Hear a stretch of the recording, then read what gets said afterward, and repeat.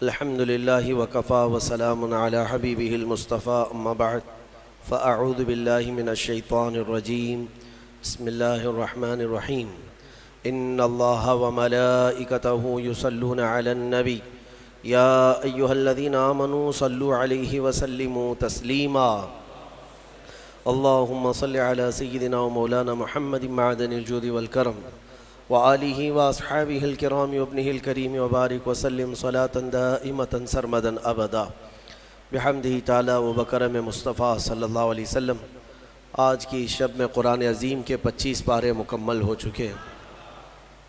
اللہ عز و جل قرآن کے بقیہ 5 پاروں کی تلاوت میں ہمیں آسانی عطا فرمائے۔ عزیزان گرامی، آج ہم نے کئی سورتوں کی تلاوت کی ہے، خصوصیت کے ساتھ سورہ شورا، سورہ دخان، سورہ زخرف، سورہ جاثیہ۔ شورا جو ہے آپ بہتر سمجھ سکتے ہیں شورا کسے کہتے ہیں۔ مشورہ کرنے والی جو جماعت ہوتی ہے اس کو شورا کہا جاتا ہے، اور یہ اللہ تبارک و تعالی امت مصطفیٰ صلی اللہ علیہ وسلم کی خصوصیت بیان فرما رہا ہے۔ وَأَمْرُهُمْ شُورَا بَيْنَهُمْ، یہ رسول پاک کے غلاموں کی خصوصیت یہ ہے کہ وہ جو کام کرتے ہیں مشورے سے کرتے ہیں، ان کا معاملہ شورا ہے۔ اور یہی نظام میرے مصطفیٰ کریم صلی اللہ تعالی علیہ وسلم نے جو متعارف کروایا۔ پہلے تو بادشاہوں کا یہ نظام نہیں تھا، بادشاہ مشورے لینے کے محتاج نہیں ہوا کرتے تھے، اس کو کسر شان سمجھتے تھے۔ لیکن رسول کریم صلی اللہ تعالی علیہ وسلم جو سید المعصومین ہیں اور سید الانبیاء، بلکہ اللہ تبارک و تعالی نے ان کو ما کان و ما یکون کا علم عطا کیا، باوجود اس کے صحابہ اکرام کے درمیان ہر معاملے کو رکھتے تھے اور پھر پوچھتے تھے کہ تمہاری اس معاملے میں رائے کیا ہے۔ کئی معاملات ایسے ہیں، حتیٰ کہ بدر کے قیدیوں کے سلسلے میں حضور پاک صلی اللہ علیہ وسلم نے صحابہ سے مشورہ لیا، جنگ بدر سے پہلے مشورہ لیا، جنگ احد میں جانے کے لیے مشورہ لیا، جنگ خندق سے پہلے مشورہ لیا کہ کیسے جنگ لڑی جائے۔ حضرت سلمان فارسی کے مشورے پر خندق کھودی گئی، حدیبیہ کے موقع پر مشورہ لیا گیا۔ حضور اکرم صلی اللہ تعالی علیہ وسلم نے اس کو ایک مضبوط نظام متعارف فرمایا دنیا میں کہ شورا جو ہے یہ اسلام کا خاصہ ہے، اور اللہ تبارک و تعالی اس میں برکت نازل فرماتا ہے۔ ہو سکتا ہے میں 10 لوگوں میں آپ کے ساتھ بیٹھا ہوں، آپ کی نظر میں ہو سکتا ہے میں جانکار ہوں اور سب لوگ یہ سمجھ کر کے خاموش بیٹھیں کہ ان کو تو سب معلوم ہوگا۔ ایسا نہیں ہے، بلکہ بسا اوقات ہمارے ذہن میں جو چیز نہیں ہوتی اللہ تعالیٰ کسی چھوٹے بچے کے ذہن میں وہ بات ڈالتا ہے، عام کسی بندے کے دل میں وہ بات پیدا کی جاتی ہے، اسی لیے مشورے میں برکت ہے۔ اس کے میں آداب بتاتا ہوں۔ مشورہ ایک پورا مکمل ایک ٹاپک ہے۔ رسول پاک صلی اللہ تعالی علیہ وسلم نے بدر کے قیدیوں کی گرفتاری کے بعد صحابہ سے پوچھا ان کے بارے میں کیا کیا جائے۔ حضرت عمر فاروق رضی اللہ تعالیٰ عنہ نے عرض کیا کہ آقا ان کو کاٹ کر کے جلا دیا جائے، مارے ان کو، اس لیے کہ انہوں نے صحابہ کو بہت تکلیف دی ہے، صحابہ کو شہید کیا، پتھر مارے، مسلح کیا ہے، ٹکڑے کیا ہے، اب ان کو کیوں چھوڑا جائے۔ پھر کسی نے الگ مشورہ دیا، حضرت ابوبکر صدیق نے وہاں مشورہ یہ دیا کہ یا رسول اللہ صلی اللہ علیہ وسلم ایسا کیوں نہ کیا جائے کہ ان سے فدیہ لیا جائے اور انہیں چھوڑ دیا جائے، شاید اس محبت میں یہ اسلام قبول کر لیں، ایمان لے آئے۔ حضور پاک صلی اللہ تعالیٰ علیہ وسلم کو حضرت ابوبکر کا مشورہ پسند آیا، اس پر عمل کیا گیا۔ 70 قیدی جو تھے ان سے فدیہ لیا جاتا تھا اور چھوڑا جاتا تھا۔ جس کے پاس نہیں تھا فدیہ دینے کی رقم کچھ نہیں تھی، ان سے کہا جاتا تھا اگر کوئی فن جانتے ہو تو 10 صحابہ کو وہ فن سکھا دو اور آزاد ہو جاؤ۔ حضور پاک صلی اللہ تعالیٰ علیہ وسلم نے یہ جو نظام قائم کیا، بھلا کوئی بڑی سلطنت کا بادشاہ اپنے وزیروں سے سپاہیوں سے کیوں مشورے لے؟ دنیا یہ سمجھتی ہے، آج جو نظام ہے آپ دیکھ رہے ہوں گے، پارلیمنٹ ہے، پارلیمان ہے، یا پھر جہاں بیٹھ کر کے قانون پاس کیے جاتے ہیں، یہ سب نظام بہت بعد میں آیا ہوا ہے. یہ اسلام کی عطا ہے، اسلام کا دین ہے. ورنہ ہوتا یہ تھا کہ بادشاہ رات میں سویا، خواب میں ہی اسے کچھ سمجھ میں آ گیا تو صبح قانون بنا دے گا. کل سے یہ قانون ہے، میں نے خواب یہ دیکھا ہے. اس کو کوئی چیلنج بھی نہیں کر سکتا. آج بھی سعودی میں یہی تو ہوتا ہے. ایک سال میں ان کے 70 قانون بدلتے ہیں، آتے ہیں جاتے ہیں. کوئی بل پاس کرنے کی ضرورت نہیں. رات کے 12 بجے بادشاہ اعلان کر دیا، سارے ویب سائٹ میں چلا گیا، کل صبح سے 6 بجے یہ قانون سارے ڈپارٹمنٹ میں پہنچ گئے. یہ قانون، یہ شورا نہیں ہے.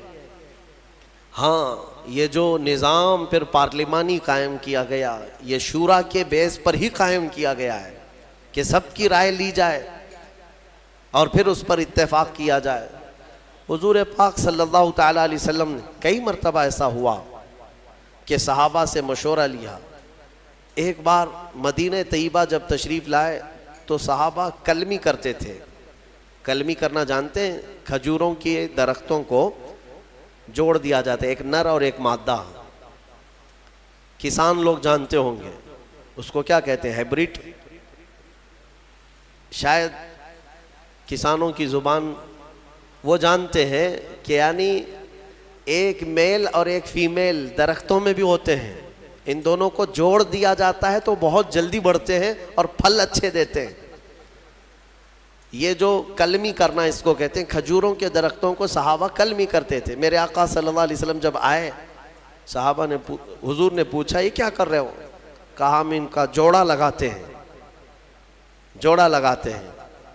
اور یہ دونوں جوڑ بہت جلدی بڑھتے ہیں، میل اور فیمیل. حضور پاک صلی اللہ علیہ وسلم نے فرمایا اس کی کیا ضرورت ہے؟ چھوڑ دیا صحابہ نے چھوڑ دیا. اس کے بعد پھر صحابہ کہتے ہیں وہ درخت بڑھے ہی نہیں، اور جن کو نہیں لگایا گیا تھا وہ پھل صحیح سے دیے نہیں. تو صحابہ آئے، عرض کرنے لگے یا رسول اللہ صلی اللہ علیہ وسلم ہم نے چھوڑ دیا تھا. میرے آقا نے فرمایا وہ تو ایک مشورہ تھا، حکم نہیں تھا کہ اس پر کرنا ضروری ہے. باقی اگر تم اس معاملے کو بہتر جانتے ہو تو پھر کیا کرو. نبی اکرم صلی اللہ تعالیٰ علیہ وسلم نے مشورے کے سلسلے میں یہ جو آداب بتائے ہیں. مشورہ جو ہے وہ حکم نہیں ہوتا، یعنی کسی کے اوپر زبردستی نافذ کرنا، امپلیمنٹ کرنا نہیں، اس کو مشورہ نہیں کہتے. حضرت ابو بکر صدیق رضی اللہ تعالیٰ عنہ کا ایک قول ہے، توجہ چاہتا ہوں.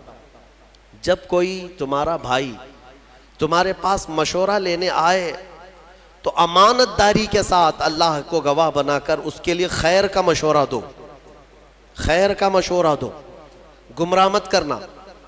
حضرت ابو بکر صدیق فرماتے ہیں کہ مشورہ دیا، پھر آنے والے نے مشورہ قبول کیا تو ٹھیک ہے، نہیں تو دو باتیں ہیں. اگر مشورہ صحیح نہیں دیا تھا تو اس آدمی میں خیر نہیں، اور اس نے مشورہ دے دیا تھا لیا نہیں تو اس آدمی میں خیر نہیں. دو میں سے کسی ایک میں خیر نہیں. اچھا مشورہ لینے سے کترایا، پیچھے ہٹ گیا تو گویا کہ اس آدمی میں خیر نہیں ہے. اب یہاں پر یہ بحث گنجھلک نہ ہو جائے، میں تھوڑی سی وضاحت کر دیتا ہوں. اس کی کیٹیگری ہے مشورہ جو ہے کس سے کرنا چاہیے کس سے نہیں کرنا چاہیے، اس کے بھی آداب ہیں. ہاں، آپ میڈیکل سائنس کے اسٹوڈنٹ ہیں، آپ ڈاکٹریٹ کر رہے ہیں، بایولوجی پڑھ رہے ہیں اور کسانوں سے مشورہ کر رہے ہیں کہ اس میں آپریشن میں کیسے کروں، سکسیس کیسا ہوگا، پیٹ کا آپریشن، سر کا آپریشن. تو یہ کیسی بات ہے؟ یہ لا یعنی بات ہے. پھر کسان مشورہ دے گا بڑا پھاوڑا لے لو، چھوٹی کدالی لے لو، پیٹ پھاڑو. اس کے فن کے مطابق جو چیز ہوگی اس سے مشورہ کیا جائے گا، اور تمہارے علم سے ریلیٹڈ جو لوگ ہوں گے ان سے مشورہ کیا جائے گا. اسی لیے سارے علوم کے اور سارے فنون کے متعلق آپ اتنا تو جانتے ہیں، طبیعت خراب ہے تو 4 ڈاکٹروں سے مشورہ لیا جاتا ہے. آپریشن فلاں کہہ رہا ہے، فلاں کہہ رہا ہے، سب سے مشورہ لے لیتے ہیں کہ کیا کرنا ہے.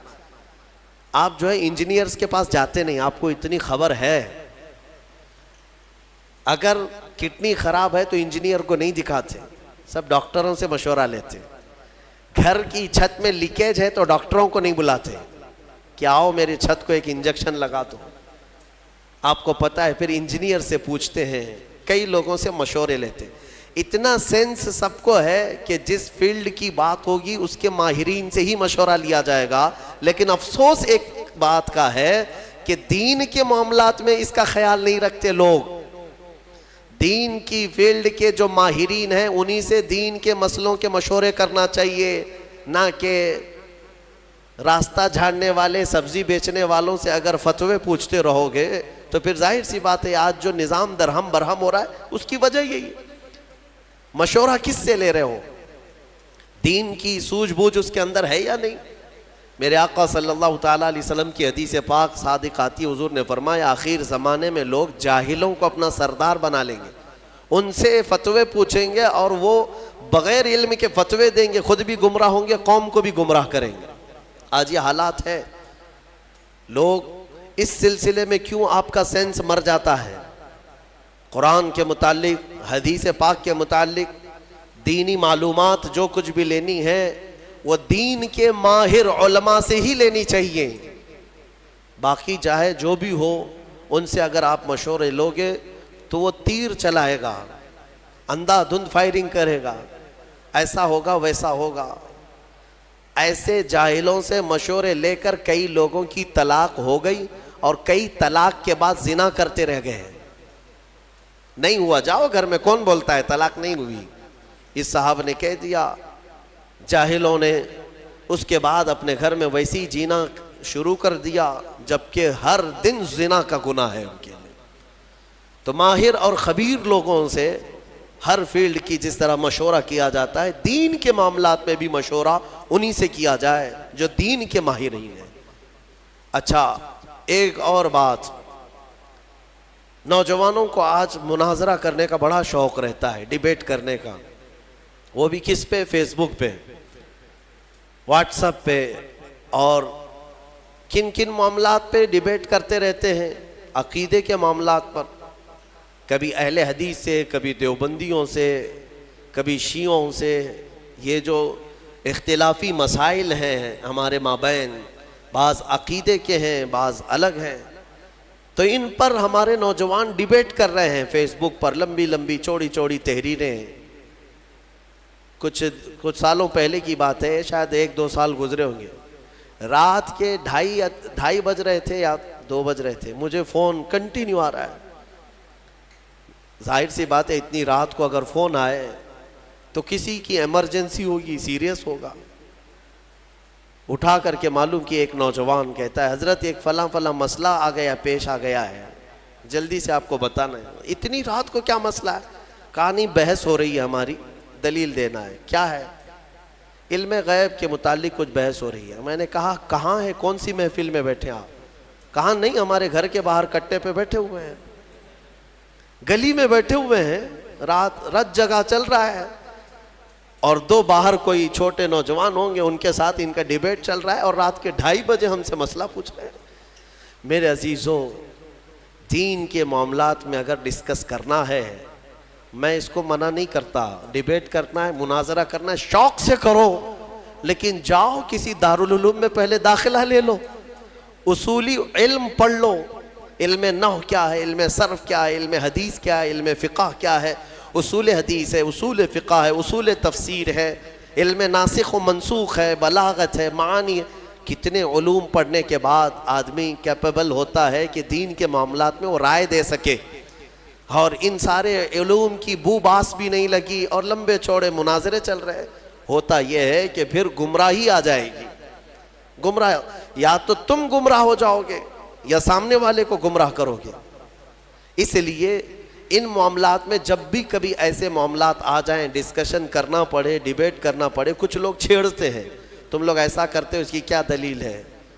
ان کا جواب صرف ایک ہی ہے کہ چلے ہمارے علماء اکرام کے پاس بیٹھتے ہیں، وہاں سے آپ کو ساری چیزیں مل جائیں گی، وہاں سے آپ کو بتا دیا جائے گا. اور وہ جتنے چوہے تمہیں گمراہ کرتے ہیں وہ کوئی علماء کے پاس نہیں آنا چاہتے. راستے پہ، نکڑ پہ، بازار میں پکڑ پکڑ کر کے تمہیں دلیلیں سنانے کی کوشش کرتے ہیں، حدیث میں یہ ہے، بخاری میں یہ ہے، مسلم میں یہ ہے، سامنے والا امپریس ہوتا ہے۔ شاید ہمارے پاس بھی ایسے بہت سارے ہیں۔ ایک صاحب آئے اور کہنے لگے، کسی بات کے بارے میں سوال کرنے لگے، کہا کہ یہ آپ حدیث سے بتا سکتے ہیں کہاں ہے؟ کہا میں بتا تو سکتا ہوں، آپ کو سمجھ میں آئے گا؟ میرے ڈیسک پر یہی کی بات ہے، جب میں یہاں موجود تھا بڑی کتاب رکھی ہوئی تھی، میں نے کہا یہ دیکھیے یہ بخاری شریف اگر میں کھول کر کے دکھاؤں گا تو آپ مان لیں گے؟ انہوں نے کہا کیوں نہیں مانیں گے، بالکل مانیں گے، بخاری شریف کو مانیں گے ہم۔ میں نے کہا یہی تو تمہاری گمراہی ہے، یہ بہار شریعت رکھی ہوئی ہے، سامنے موٹی کتاب بہار شریعت رکھی ہوئی ہے، ہم نے صرف اس سے کہا کہ یہ بخاری شریف دکھائیں آپ کو، تو ان کو کتاب کا نام تک نہیں معلوم، تو پھر کس بات پر ڈسکس کرنا چاہتے ہیں؟ تو جہالت کے معاملات ایسے ہیں میرے عزیزو، آدمی گمراہ ہو جاتا ہے۔ اسی لیے میں جو بات کہہ رہا ہوں وہ یہ ہے کہ جب ایسے معاملات آئیں تو دین کے ماہرین کے پاس جاؤ، جو علم والے ہیں۔ قرآن بھی کہتا ہے فَاسْأَلُوا أَهْلَ الذِّكْرِ إِن كُنتُمْ لَا تَعْلَمُونَ، اہل ذکر یعنی علم والوں سے سوال کرو اگر تمہیں کسی بات کا علم نہیں ہے۔ اللہ تعالیٰ نے فرمایا جاؤ ان سے پوچھو، سوال کرو۔ تو یہ مشورہ، اور کچھ لوگوں کے متعلق فرمایا گیا مشورے نہ لیں، وہ لوگ جو فاسق و فاجر ہیں، اللہ کا خوف نہیں رکھتے دل میں، ان سے مشورہ لینے کی ضرورت بھی نہیں، ان سے مشورہ لینے کی ضرورت بھی نہیں ہے۔ جن کو آخرت کا خوف نہیں، اللہ کا خوف نہیں، وہ تمہارے حق میں بہتر مشورہ کیا دے سکتا ہے؟ مشورے کے لیے سب سے بہتر وہ شخص ہے جو اللہ کا خوف رکھتا ہے اور آخرت سے ڈرتا ہے، وہ مشورے کا سب سے موزوں آدمی ہوا کرتا ہے۔ اور اس کے علاوہ بعض مقامات پر یہ بھی کہا گیا ہے کہ بہت چھوٹے نابالغ اور عقل نہ رکھنے والوں سے مشورے نہ لیے جائیں، اور بعضوں نے کہا کہ عورتوں سے بھی یہ نہیں ہے کہ لینا ہی نہیں چاہیے، بات کر سکتے ہیں، ڈسکس کر سکتے ہیں، مشورے لے سکتے ہیں، لیکن ضروری نہیں کہ ہر مشورے پر عمل کیا جائے، ضروری نہیں ہے ہر مشورے پر عمل کیا جائے۔ میں نے شاید اس سے قبل بتایا تھا، حضور پاک صلی اللہ تعالیٰ علیہ وسلم نے اپنی ازواج مطہرات میں حضرت ام سلمہ رضی اللہ تعالیٰ عنہ کی اس بات پر تعریف فرمائی تھی کہ عورتوں میں سب سے بہترین مشورہ دینے والی خاتون۔ صلح حدیبیہ کے موقع پر حضرت ام سلمہ رضی اللہ تعالیٰ عنہ نے حضور کو مشورتاً عرض کیا تھا۔ حضور صحابہ سے کہہ رہے تھے بال منڈا لو، احرام اتار لو، کوئی نہ بال منڈا رہے تھے نہ احرام اتار رہے تھے۔ 3 بار حضور نے فرمایا تو حضور کو غم ہوا، اندر آئے تو غمگین تھے۔ ام سلمہ نے یہ عرض کیا یا رسول اللہ، آپ انہیں بولے نہیں، ان کے سامنے جا کر آپ خود اپنے بال حلق کر لیں، اپنا احرام اتار لیں، وہ تو اس انتظار میں ہے کہ شاید وہی آئے گی اور دوسرا پیغام آئے گا۔ حضور پاک صلی اللہ علیہ وسلم نے حضرت ام سلمہ کے مشورے پر صحابہ کے سامنے آئے اور اپنے بال حلق کر لیے۔ سارے صحابہ اپنے بالوں کو حلق کر لیے، سبوں نے احرام اتار لیا، کیونکہ یقین ہو گیا اب حکم بدلنے والا نہیں۔ تو یہ مشورے کے آداب آپ سیکھیں، اور پھر نظام جو ہے مشورے سے ہی چلتا ہے۔ حضور پاک صلی اللہ تعالیٰ علیہ وسلم جب بڑے بڑے معاملات بھی ہوتے تو صحابہ کو جمع کرتے، مشورہ کرتے۔ مشورے کی ایک دوسری خصوصیت یہ بھی ہے کہ کام ہونے سے قبل اگر کوئی اہم کام ہے تو فرمایا گیا کہ ایسوں سے مشورہ کرو جو تمہارے راز کا امانت دار ہو، رازوں کا امین ہو، اس سے مشورہ کرو۔ یعنی آج تم مشورہ کرنے کے لیے گئے، مشورہ تو دے دیا اور اس نے پھر جا کر کے طبلہ بجانا شروع کر دیا، میرے پاس آیا تھا فلاں ایسا کیا ہے ویسا کیا ہے۔ اس چیز کو بھی غلط ٹھہرایا گیا ہے۔ مشورہ راز کے امانت داروں سے بھی کیا جائے، کیونکہ بہت سارے معاملات ایسے ہوتے ہیں جن میں مشورہ کرنے کے بعد راز کو رکھنا بہت ضروری ہوتا ہے۔ حضور پاک صلی اللہ علیہ وسلم نے اس کی اہمیت کے لیے جانتے، میں نے کل یا پرسوں بنو نذیر کے بارے میں بتایا تھا، یہودیوں نے جو دھوکہ دیا تھا مدینے والے، پھر ان کے ساتھ کیا ہوا تھا پتہ ہے؟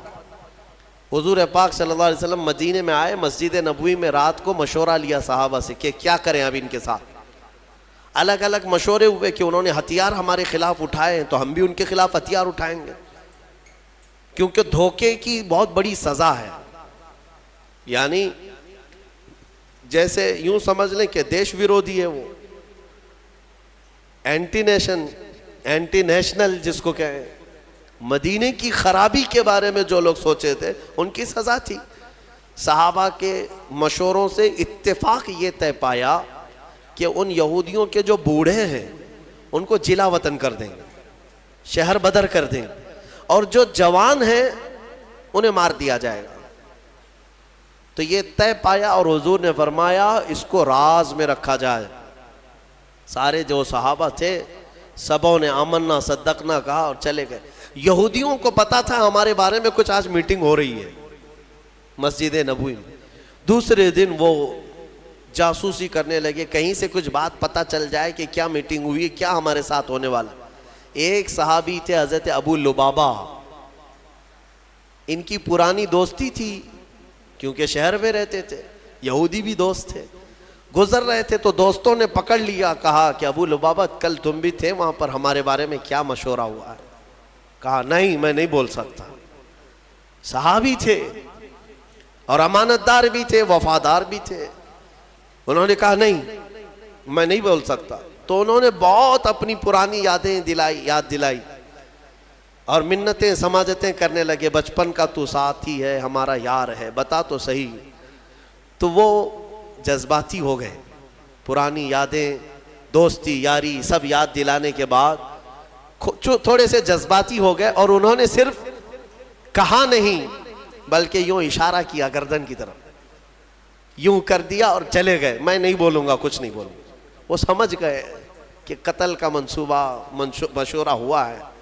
شام ہونے سے پہلے سارے یہودی مدینے سے بھاگ گئے، سب چھوڑ کر نکل پڑے. حضور پاک صلی اللہ علیہ وسلم کو خبر ہوئی تو حضور نے صحابہ کو بلایا اور کہا کس نے اللہ کے رسول کے راز کو افشا کیا؟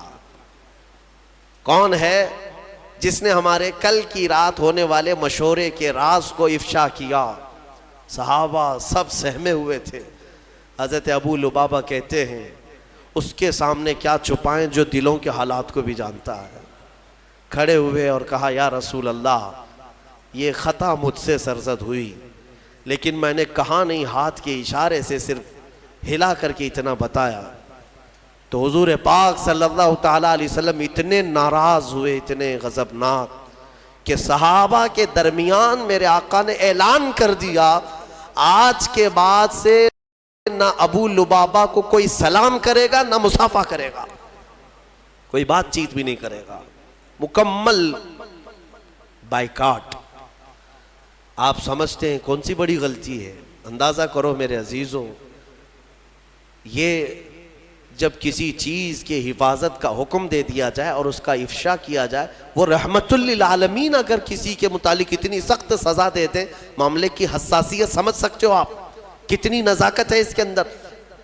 اور حضرت ابو لبابہ کہتے ہیں سارے صحابہ حضور کی ایک بات پر سر جھکا لیتے. اب سب سامنے سے گزرتے تھے، کوئی بات نہیں کرتا تھا، نہ حضور پاک ان سے مصافحہ کرتے، نہ سلام کلام، کچھ نہیں. اب ظاہر سی بات ہے ان کے لیے یہ موت سے بڑی سزا تھی.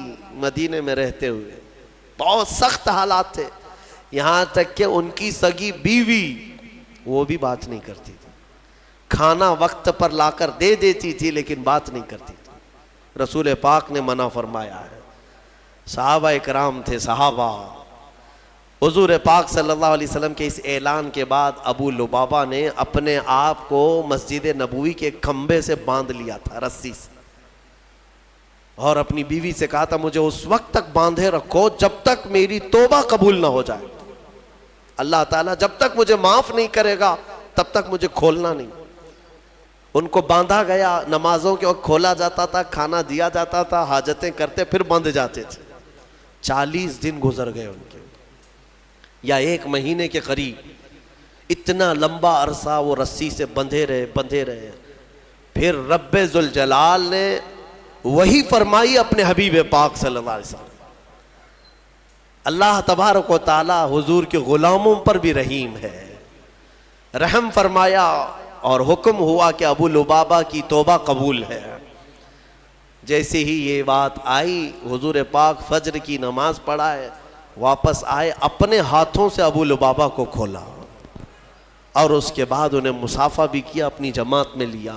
یہ بتانا مقصود ہے، پوری امت کو یہ درس ہے کہ ان معاملات کو ہلکے میں نہ لیا جائے، یہ حساسیت ہے۔ یہاں لوگ تو خبری بنے ہوئے ہیں، مسلمانوں کی جاسوسی کرنے پر بیٹھے ہوئے ہیں۔ اللہ کی پناہ، تمہیں اندازہ بھی نہیں ہے کہ آخرت میں کتنے بڑے عذاب کے شکار ہوں گے۔ تم کیا سمجھتے ہو 500 کی نوٹ کوئی پکڑا دیں گے تمہیں جاسوسی کرنے پر، تمہارا گھر چل جائے گا؟ کب تک؟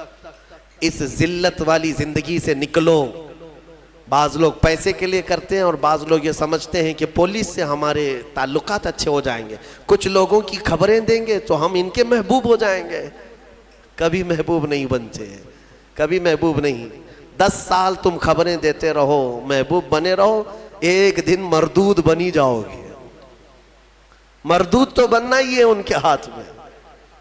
میرے عزیزو، ان چیزوں سے اپنی قوم کی جاسوسی کرنا، خبریں دینا نہایت ہی سخت بڑا گناہ ہے۔ اللہ کا عذاب اس شخص پر ہے جو مومنین کے متعلق اس طرح کی باتیں کرتا ہے۔ قرآن کہتا ہے وَلَا تَجَسَّسُوا، جاسوسی مت کرو خبریں لے جا کر، بلکہ میرے آقا صلی اللہ علیہ وسلم نے فرمایا من ستر اخیہ ستر اللہ لہ، جس نے اپنے بھائی کا کوئی عیب دیکھا اور چھپا دیا، قیامت کے دن اللہ اس کے سارے عیب چھپائے گا، تمہیں ننگا ہونے سے بچا لیا جائے گا۔ تو ان چیزوں پر عمل کریں۔ بہرحال یہ مشورے کے سلسلے میں گفتگو تھی، بات جو عرض کرنی تھی وہ یہ ہے کہ ایک آیت ہم نے آج تلاوت کی۔ اللہ فرماتا ہے من کان یرید حرث الآخرۃ نزد لہ فی حرثہ، جو آخرت کی کھیتی ہم سے مانگتا ہے ہم اس کی کھیتی میں بہت اضافہ کر دیتے ہیں۔ ومن کان یرید حرث الدنیا نؤتہ منہا، اور جو ہم سے دنیا کی کھیتی مانگتا ہے ہم اسے بھی دیتے ہیں۔ وما لہ فی الآخرۃ من نصیب، لیکن آخرت میں اس کا کوئی حصہ نہیں رکھا جاتا۔ جو دنیا مانگتا ہے اللہ فرماتا ہے ہم دنیا دیں گے اسے، لیکن آخرت میں اس کا کوئی حصہ نہیں۔ اسی لیے میرے عزیزو، آخرت مانگو تو فرما رہا ہے کہ دنیا بھی دے دے گا اللہ۔ آخرت مانگو، 4 دن کے لیے کیا مانگو گے؟ یہاں پر کتنا بڑا گھر مانگو گے، کتنی گاڑیاں، کتنی اولادیں، پھر اس کے بعد تمہاری سانس اکھڑ جائے گی، ختم۔ ہمیشہ کا جو گھر ہے وہی مانگو اللہ کی بارگاہ میں۔ اور اگر دنیا مانگنا بھی ہے تو اللہ کی بارگاہ میں یوں مانگو جیسے اس نے خود سکھایا ہے، ربنا آتنا فی الدنیا حسنہ وفی الآخرۃ حسنہ، اے ہمارے رب دنیا میں جو سب سے اچھی چیز ہے وہ مجھے عطا کر، اور آخرت میں جو سب سے اچھی چیز ہے وہ مجھے عطا کر، وقنا عذاب النار، اور دوزخ کے عذاب سے ہمیں بچا لے۔ دنیا میں اچھی چیز مانگنا کیا ہے؟ کیا اچھی چیز مانگو گے؟ اس کی تفسیر میں فرمایا گیا دنیا کی سب سے اچھی چیز کیا ہے؟ آپ گیس کرو، آپ کے دماغ میں کیا ہے؟ ایک بڑا محل، بہت سارا مال، بڑی جائیداد۔ دنیا کی سب سے اچھی چیز کیا ہے؟ حدیث پاک میں ہے المرأة الصالحہ خیر متاع الدنیا، پورے دنیا کے سامان میں اگر سب سے اچھی چیز کوئی ہے تو نیک بیوی کا مل جانا۔ نیک بیوی اگر کسی کو ملی ہے آدھی دنیا ملی ہے اس کو۔ یہ حدیث پاک کی بات میں کہہ رہا ہوں۔ تو دنیا جب مانگی جائے تو نیک و صالح عورت کی تمنا کرنا یہ آدھی دنیا مانگنے کے برابر ہے۔ حقیقت ہے میرے عزیزوں، وہیں سے تمہاری نسل ہے، وہیں سے تمہارا گھر ہے، وہیں سے سب کچھ ہے، حتیٰ کہ تمہارے دماغ کا بھی سارا سکون یا برباد ہونا سب وہیں سے کنیکشن ہے۔ دیکھ لو ایک بار، بہت سارے لوگ جو شادی شدہ ہیں اس کو آزماتے ہوں گے یا محسوس کرتے ہوں گے، زندگی پھر جڑ جاتی ہے، کوئی کام میں وہ تنہا نہیں ہے، ہر چیز میں ساتھ ہے۔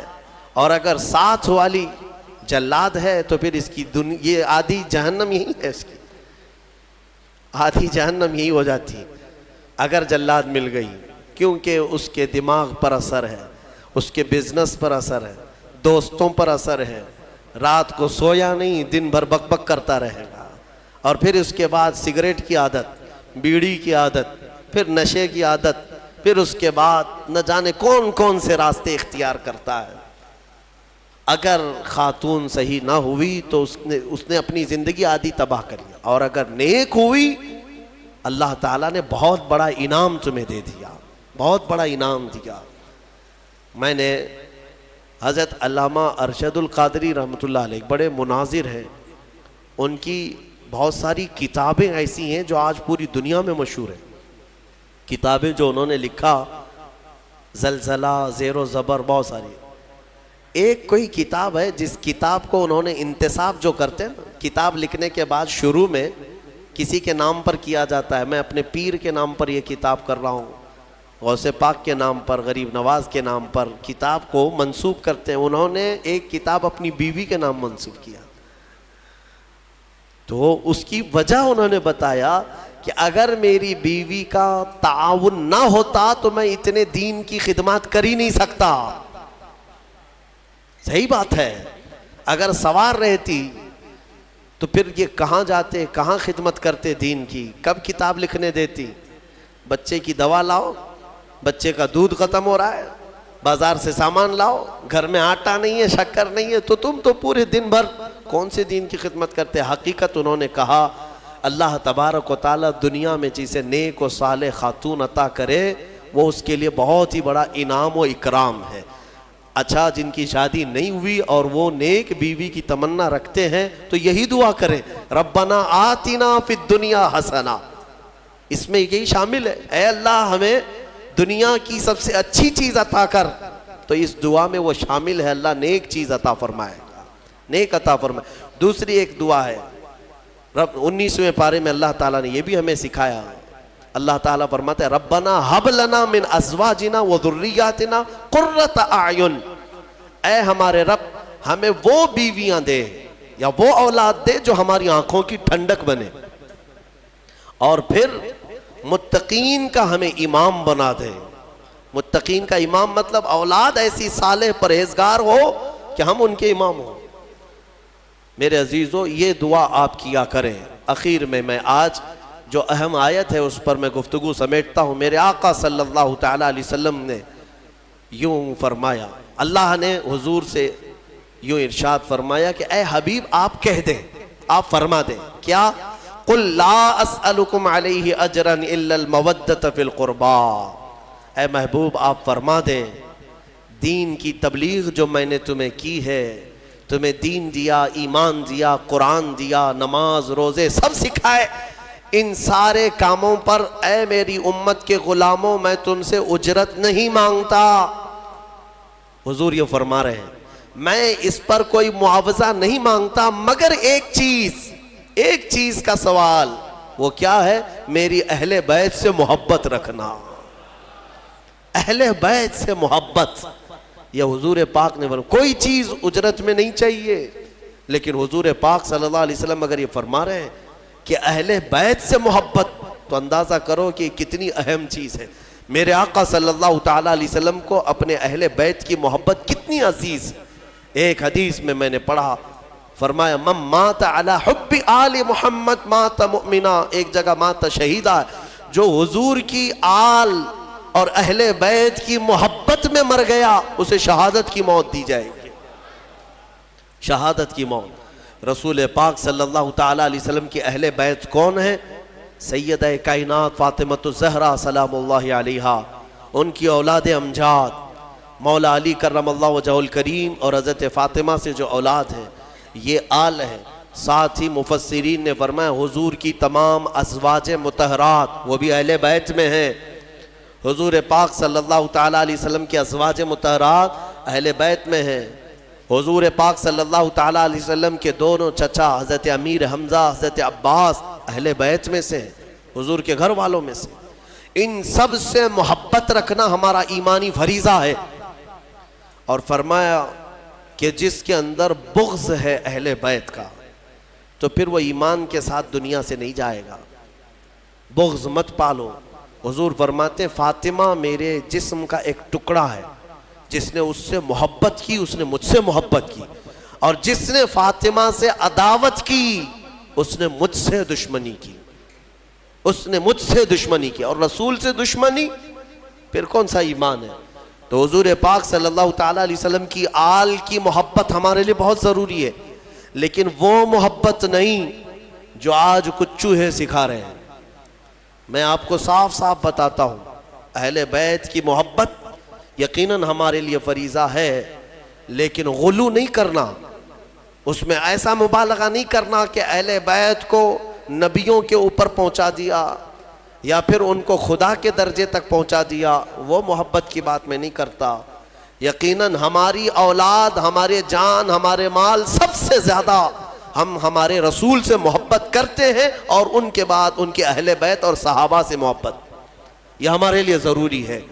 اہل بیت حسنین کریمین رضوان اللہ تعالیٰ علیہ مجمعین، آپ اندازہ کریں میرے آقا صلی اللہ تعالیٰ علیہ وسلم کس قدر ان سے محبت فرماتے تھے، کس قدر محبت، یہاں تک کہ نمازوں میں بھی حضور پاک صلی اللہ علیہ وسلم دونوں شہزادوں کو ساتھ لے کر کے نماز پڑھتے تھے۔ حضور کا ایک جبہ تھا کافی چوڑا، حضرت ابو ہریرہ کہتے ہیں ٹھنڈیوں کے دنوں میں حضور پاک صلی اللہ علیہ وسلم اس جبے کو پورا اوڑھ کر کے آئے یا چادر اوڑھ کر کے آئے، لیکن اندر کوئی چیز محسوس ہو رہی تھی۔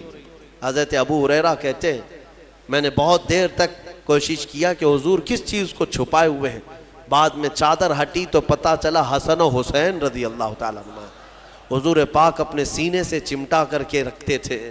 میرے عزیزو، حضور نماز کے لیے جائیں تو کوئی ہے جس کی مجال جو حضور کی پیٹھ پر سوار ہو جائے؟ وہ حسین اعظم ہے۔